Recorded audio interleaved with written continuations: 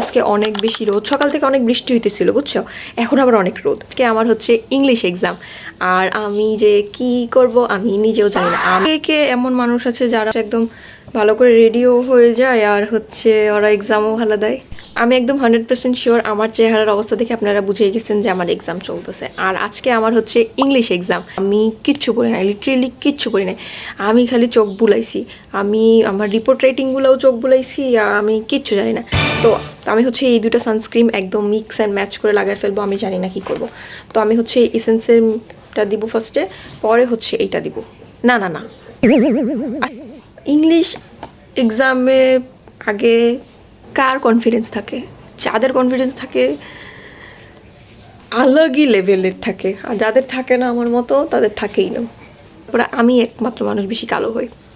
Compact পাউডারটা আর এই শঙ্খ পাউডারটাকে mix করে লাগাবো। পরীক্ষা হচ্ছে যেমন তেমন হোক, আমাদের হচ্ছে রেডি হয়ে যেতে হবে একদম ফুল ভালোভাবে।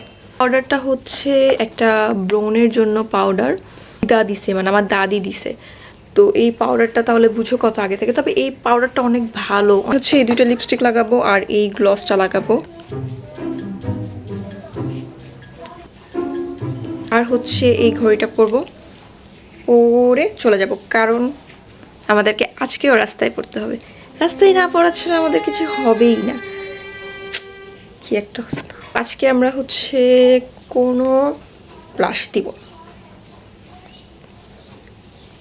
তো এটা হচ্ছে আমার ফাইনাল লুক। Bye bye.